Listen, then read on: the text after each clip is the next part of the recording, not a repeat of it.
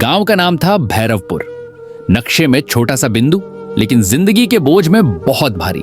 यहां लोग नाम से पहले जाति पूछते थे और सपनों से पहले औकात। यहां पैदा होना ही आधी सज्जा थी, और अगर लड़की हो तो सज्जा पूरी। कल्पना कीजिए, उस छोटे से गांव में एक लड़की का जन्म, जहां हर सुबह गरीबी की ठंडी हवा चेहरे पर लगती है। इसी गांव में रहती थी सावित्री। उम्र 16 साल, कद दुबला, आंखें तेज और पैरों में कोई ढंग की चप्पल नहीं, सिर्फ फटी हुई हवाई चप्पल के पट्टे, जिन्हें वह बार बार अंगूठे से ठीक करती रहती थी। उसका घर गांव के आखिरी सिरे पर था। मिट्टी की दीवारें, टपकती छत और एक कोना जहां मां की खांसी रात को ज्यादा तेज हो जाती थी। ओह, उसकी मां, वह कितनी थकी हुई थी। दूसरों के खेतों में काम करती, कभी कटाई, कभी निराई, कभी बस बैठकर इंतजार कि आज मजदूरी मिलेगी या नहीं। बाप कई साल पहले बुखार में चला गया था। गांव ने 2 दिन शोक किया, तीसरे दिन कह दिया अब इसकी औरत काम करेगी। सावित्री बचपन से यही सुनते आई थी। गांव वालों के लिए वह कोई लड़की नहीं थी, वह एक पहचान थी, एक शब्द, गरीब। अरे वो गरीब की बेटी, उससे क्या होगा? पढ़ाई, खेल छोड़ो, बकरियां ही चराएगी, शादी भी कौन करेगा? ये बातें उसके कानों में नहीं, सीधे उसकी रीढ़ में उतरती थी। कितना दर्द होगा ना, हर रोज खुद को इतना छोटा महसूस करना। पर वह जवाब नहीं देती थी, क्योंकि उसने बहुत पहले समझ लिया था, गरीबी का जवाब शब्दों से नहीं दिया जाता। हर सुबह वह स्कूल जाती थी। किताबें पुरानी थीं, बैग कहीं से मिला हुआ। क्लास में वह पीछे बैठती थी। टीचर नाम लेते समय रुकते थे, जैसे याद ही ना हो कि इसे पढ़ाना क्यों है। लेकिन स्कूल खत्म होते ही सावित्री का असली दिन शुरू होता था। शाम ढलते ही वह खेतों के पीछे वाले खाली मैदान में पहुंच जाती थी। वहां कोई नहीं आता था, बस मिट्टी, हवा और उसकी सांसों की आवाज। वह दौड़ती थी, नंगे पैर। मिट्टी उड़ती थी, छाले पड़ते थे, कभी कभी खून भी रिसता था, पर वह रुकती नहीं थी। क्यों? क्योंकि उसे कबड्डी पसंद थी। पहली बार कबड्डी उसने स्कूल के पीटी पीरियड में देखी थी। मैदान में सफेद लाइनें बनी थीं, लड़कियां डर डर कर खड़ी थीं, जैसे खेल नहीं सजा मिलने वाली हो। लेकिन सावित्री ने जब पहली बार रेड ली थी तो कुछ अलग हुआ था। कबड्डी कबड्डी, उसकी आवाज कांप नहीं रही थी, सांस नहीं टूट रही थी, वह पकड़ से निकल गई थी, जैसे मिट्टी में पली हो, जैसे गिरना उसे डराता ही न हो। पीटी टीचर ने उस दिन कहा था, तू खेल सकती है अगर मौका मिले। मौका गरीब के लिए मौका किसी त्योहार जैसा होता है, जिसकी तैयारी सालों पहले शुरू होती है और जो आता बहुत कम है। और वो मौका आया गांव के मेले के साथ। हर साल की तरह मेला लगने वाला था, झूले, मिठाइयां, कुश्ती। लेकिन इस बार पोस्टर कुछ अलग था। ग्रामीण कबड्डी प्रतियोगिता, पहला इनाम नया ट्रैक्टर। पूरा गांव जैसे हिल गया। ट्रैक्टर, खेतों की जान, इज्जत की मशीन। जिसके पास हो वही कुछ कहलाता है। जिले के नामी खिलाड़ी आने वाले थे। पहलवानों के नाम गिनाए जा रहे थे। औरतों के नाम पर लोग हंस रहे थे। लड़कियां, और वो भी गरीब। अरे ट्रैक्टर कोई मजाक है? ये खेल मर्दों का है। सावित्री ने पोस्टर देखा। वह देर तक खड़ी रही। उसकी आंखों में जो चमक आई वह ट्रैक्टर की नहीं थी, वह चमक थी पहचान की, इज्जत की, उस नाम से बाहर निकलने की जो गांव ने उस पर चिपका दिया था। घर आकर उसने मां से कहा, मां मैं कबड्डी खेलूंगी। मां चुप रही, फिर बोली, बेटी लोग हंसेंगे, हार गई तो और बातें बनाएंगे। सावित्री ने थाली में रोटी रखते हुए कहा, मां रोज हंसते हैं, आज खेलने दो। उस रात सावित्री देर तक जागती रही। छत से टपकती बूंदें गिनती रही, पैरों के छालों को सहलाती रही, और एक फैसला उसके अंदर पक्का हो गया। या तो वह हमेशा गरीब कहलाएगी, बिना नाम, बिना पहचान, या फिर कल मैदान में उसे उसके खेल से पहचाना जाएगा। और यही फैसला उसकी जिंदगी की पहली रेड थी। अगले दिन से सावित्री की जिंदगी की चाल बदल गई। अब वह सूरज के निकलने से पहले उठती थी, सुबह के 4 बजे, जब गांव अभी सो रहा होता था, जब कुत्तों की भौंक भी धीमी होती थी, और जब आसमान में सिर्फ नीला अंधेरा बचा रहता था। सबसे पहले वह मां के लिए पानी भरती। 2 मटके, एक हाथ में, एक सिर पर। कंधों में खिंचाव होता, लेकिन वह जानती थी यही खिंचाव एक दिन ताकत बनेगा। फिर वह सीधे खेतों की मेड़ की तरफ जाती, नंगे पांव, गीली मिट्टी, कभी कंकड़, कभी कांटे, शुरू में पैर कटते थे, अब त्वचा मोटी हो चुकी थी। दर्द अब रास्ता नहीं रोकता था, बस याद दिलाता था कि मेहनत सही जगह लग रही है। वह दौड़ती थी, धीमी नहीं, ऐसी जैसे किसी ने पीछे से पुकारा हो और रुकना मना हो। वजन उठाने के लिए कोई जिम नहीं था, डंबल नहीं थे, तो वह गेहूं की बोरी उठाती थी, पहले आधी, फिर पूरी, फिर 2-2 बार। Resistance training. गांव की भैंसें, वह रस्सी पकड़कर भैंस के साथ चलती, भैंस रुकती, वह जोर लगाती, भैंस चलती, वह संतुलन बनाती। लोग देखते थे, हंसते थे। पागल हो गई है, अरे ट्रैक्टर जीतने चली है। लड़की जात, ऊपर से गरीब, और सपने राजा महाराजाओं वाले। सावित्री सुनती थी, लेकिन अब उन आवाजों में उसे झर नहीं लगता था, क्योंकि वह जान चुकी थी जो लोग हंसते हैं वे अक्सर डरते हैं। इसी बीच एक आदमी था जो हंस नहीं रहा था, हरदेव काका। सफेद बाल, घुटनों में पुरानी चोट, लाठी के सहारे चलने वाला आदमी। कभी जिले का नामी कबड्डी खिलाड़ी रहा था, अब सिर्फ यादें और अनुभव बचे थे।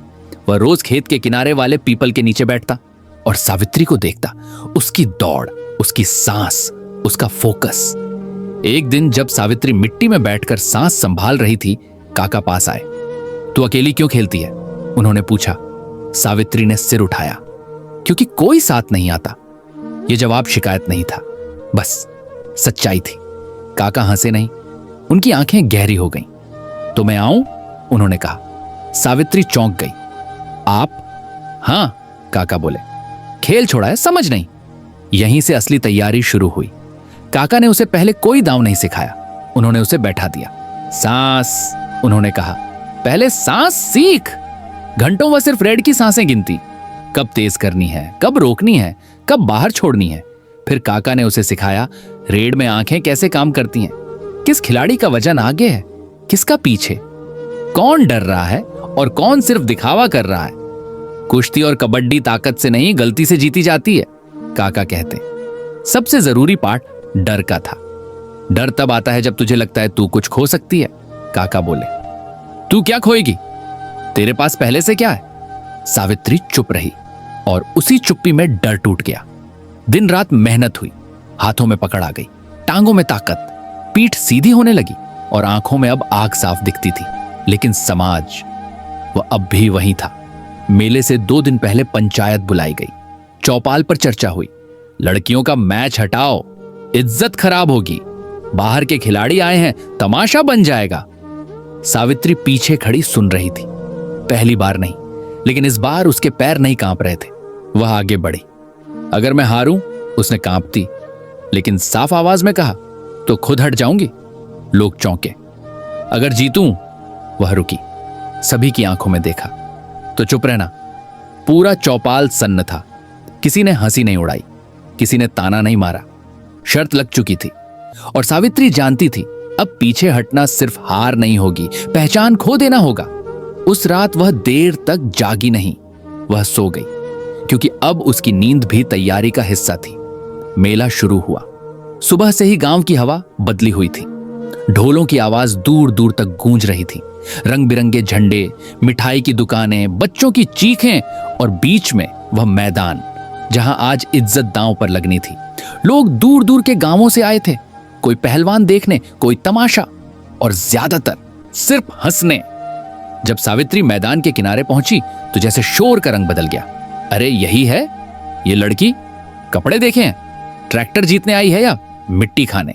हंसी गूंजी खुलकर, बिना शर्म के।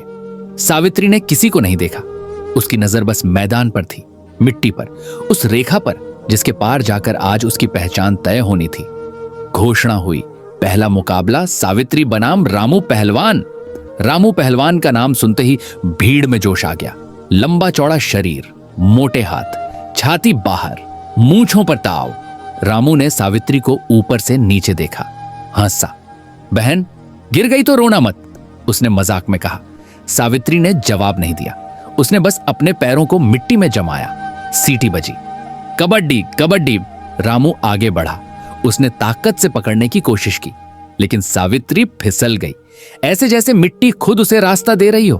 पहली रेड सिर्फ सांसों की जांच, दूसरी रेड सावित्री तेज हुई, उसने एक टच किया, भीड़ में हल्का सा सन्नाटा। तीसरी रेड उसने अचानक दिशा बदली। रामू का संतुलन टूटा और 2 खिलाड़ी आउट। अब हंसी बंद हो चुकी थी। लोग सीधे खड़े हो गए। रामू का चेहरा लाल हो गया। यह मजाक नहीं था, यह चुनौती थी। अगली रेड में रामू ने पूरी ताकत झोंक दी। उसने सावित्री को पकड़ लिया। भीड़ में शोर उठा, अब गया, अब देखो। रामू ने सावित्री को खींचना शुरू किया।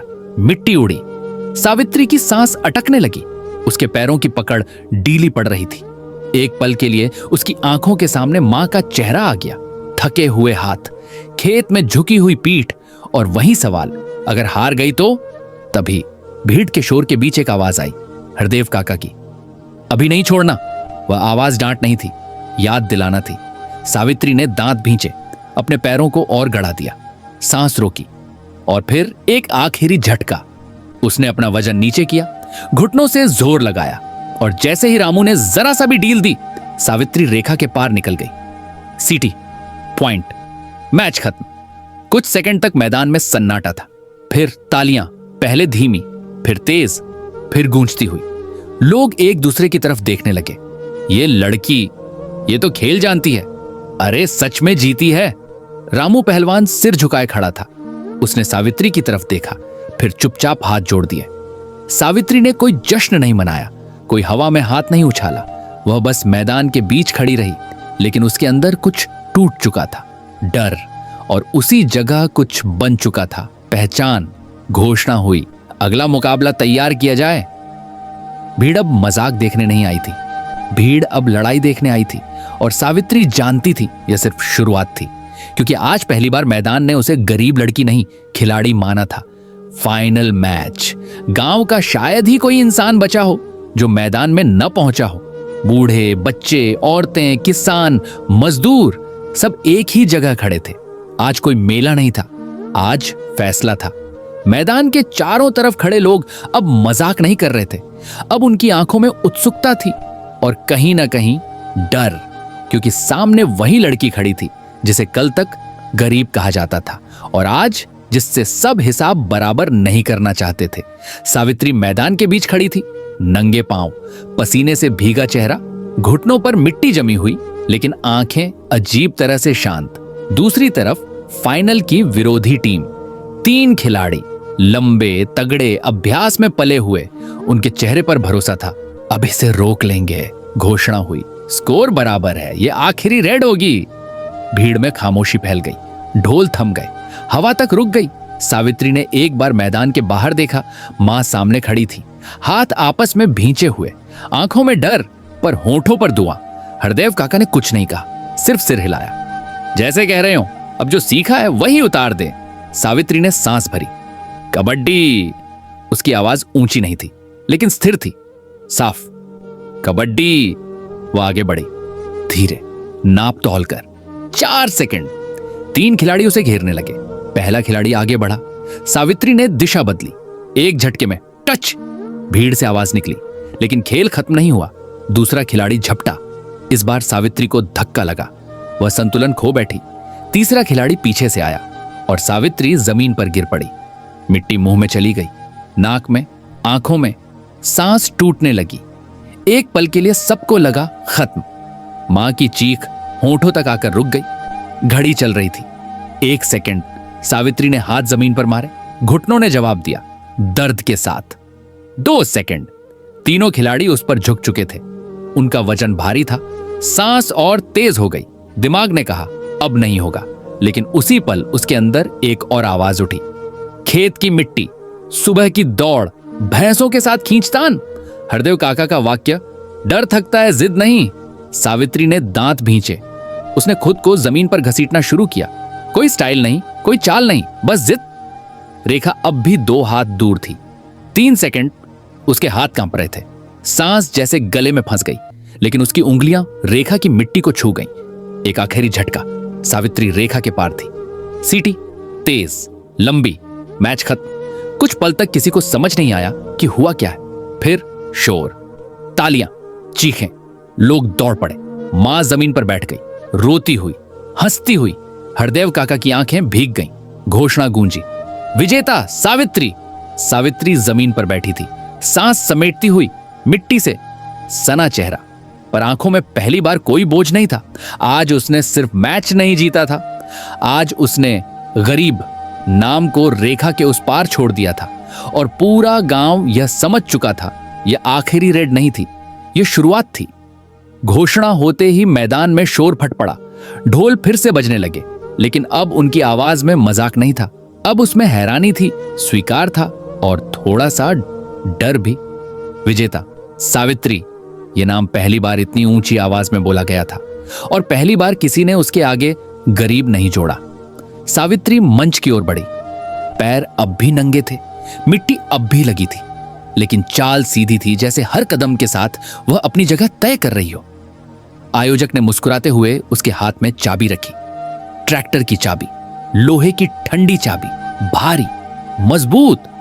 भीड़ ने ताली बजाई, कुछ लोगों ने सीटी मारी, कुछ ने मोबाइल उठा लिए, लेकिन सावित्री चाबी को देखकर खुश नहीं हुई।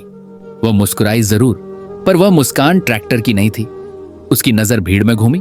वही लोग जो कल तक हंसते थे, जो कहते थे गरीब की बेटी क्या खेलेगी, लड़कियों का खेल नहीं है, ट्रैक्टर कोई मजाक है, आज वे चुप थे। कोई ताना नहीं, कोई हंसी नहीं, बस एक अजीब सा सन्नाटा। और वही सन्नाटा सावित्री की असली जीत था। मां मंच के पास खड़ी थी, आंचल से आंसू पोंछती हुई। वह बार बार सावित्री को देखती, जैसे डर रही हो कि कहीं यह सपना टूट ना जाए। सावित्री नीचे उतरी, सीधे मां के पास गई, चाबी उसके हाथ में रख दी। मां घबरा गई। अरे नहीं बेटी, यह तेरी जीत है। सावित्री ने कहा, मेरी नहीं मां, हमारी। मां की आंखों से इस बार आवाज नहीं निकली, बस आंसू गिरे। भीड़ में एक बच्ची आगे आई, फिर दूसरी, फिर तीसरी। छोटी छोटी लड़कियां, फटे फ्रॉक, धूल भरे पैर। उनमें से एक ने पूछा, दीदी हमें भी कबड्डी खेलनी है, हम खेल सकते हैं ना? सावित्री ने नीचे झुककर उसकी आंखों में देखा, उसी उम्र की आंखें जो कभी उसकी थीं। उसने सिर हिलाया, हां, और अब कोई नहीं रोकेगा। लड़कियों के चेहरे चमक उठे। गांव के कुछ बुजुर्ग पास खड़े थे, वे कुछ बोल नहीं रहे थे, लेकिन उनकी आंखें अब जमीन में नहीं थीं। हरदेव काका धीरे धीरे मंच तक आए। उन्होंने कुछ नहीं कहा, बस सावित्री के कंधे पर हाथ रखा। वह हाथ कांप रहा था। मैं गलत नहीं था, उन्होंने खुद से कहा, शायद पहली बार जोर से। शाम होने लगी थी, मेला ढल रहा था, लोग लौटने लगे, लेकिन भैरवपुर वैसा नहीं रहा। अब जब कोई सावित्री का नाम लेता तो उसके साथ एक ठहराव आता, इज्जत का। कुछ दिन बाद खेत में ट्रैक्टर चला। पहली बार सावित्री की मां खेत की मेड़ पर खड़ी डर के बिना देख रही थी।